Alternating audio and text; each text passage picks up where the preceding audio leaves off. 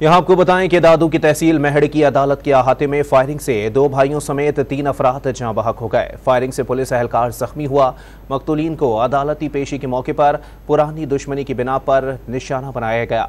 Police ने लाशें अस्पताल मुंतकिल करके मुलजिमान की तलाश शुरू कर दी है। दादू की तहसील मेहड़ की अदालत के अहाते में फायरिंग से 2 भाइयों समेत 3 अफराद जाँ बहक हो गए हैं।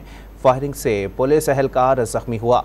मकतूलीन को अदालती पेशी के मौके पर पुरानी दुश्मनी की बिना पर निशाना बनाया गया है। पुलिस ने लाशें अस्पताल मुंतकिल करके मुलजिमान की तलाश शुरू कर दी है। दादू की तहसील है मेहड़, जहां पर अदालत के अहाते में फायरिंग का वाकया पेश आया है, जिसके नतीजे में 2 भाइयों समेत 3 अफराद जाँ बहक हो गए हैं। मजीद जानते हैं टॉन न्यूज़ के नुमाइंदे कुर्बान अली से। जी कुर्बान, अपडेट कीजिएगा। कुर्बान, आप तक हमारी आवाज़ आ रही है तो बताइएगा कि ये वाकया किस तरह पेश आया है।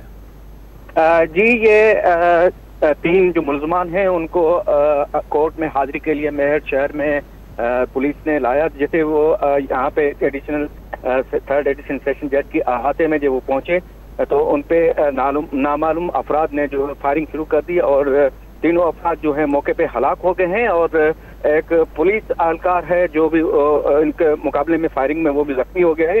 तो डेड बॉडी लाशें जो हैं वो अभी तक वहां पे पड़े हैं और मजीद पुलिस नफरी को बुला दिया गया है और इलाके को कार्डन ऑफ कर दिया गया है। लेकिन ताहम ये इतलात हैं कि जो जवाबदार हैं मुलजमान हैं वो इनको हलाकत करने के बाद वो मौके पे फरार हो गए हैं।